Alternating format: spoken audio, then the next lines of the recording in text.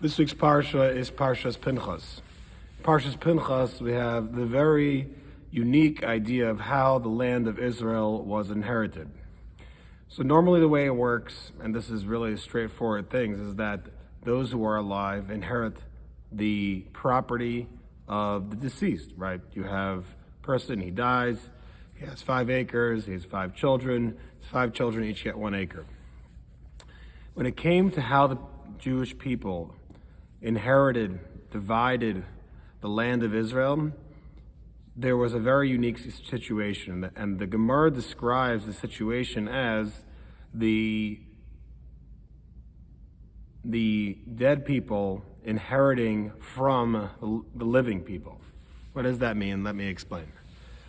Let's say you have one father who left Egypt. Now remember that there was a 40-year gap between when they left Egypt and when they entered Israel. So you have David, let's say his name is the patriarch who left Egypt.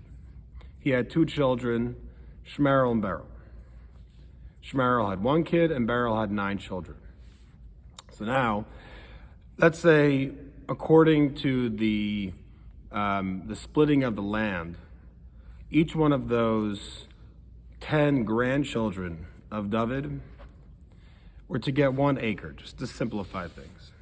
So the amount of land, that's for sure, was fixed by the amount of people entering Israel. If there were 10 individuals entering Israel, and in that tribe, each individual who entered Israel was getting 1 acre. So the amount allotted to that family was definitely 10 acres. But what was unique about this inheritance is that then those 10 acres went back to the grandfather David and trickled down once again, which would mean that he inherited 10 acres. David, who left Egypt, who never stepped foot in Israel, is a person who really had the 10 acres, which was the reason why it's specifically 10 acres is because he had 10 grandchildren who entered Israel. So he has 10 acres, and then it goes to his 2 kids, which is, of course, 5 and 5 acres each. And then Shmerel, who has 1 son, that son will get 5 acres. The other 9 children, I don't even know what the percentage would be, they would get far less than 5 acres. They would even get less than 1 acre because they're splitting 5 acres amongst 9 children. Now, Rasan Sofal Hirsch asks, just why is this? It's very interesting, it's very unique, and it's thought-provoking, but for what reason was this done? And he gives a very simple, straightforward answer. It's because Hashem promised those who left Egypt that they would inherit the land of Israel. They sinned, and therefore were not deserving of entering the land of Israel.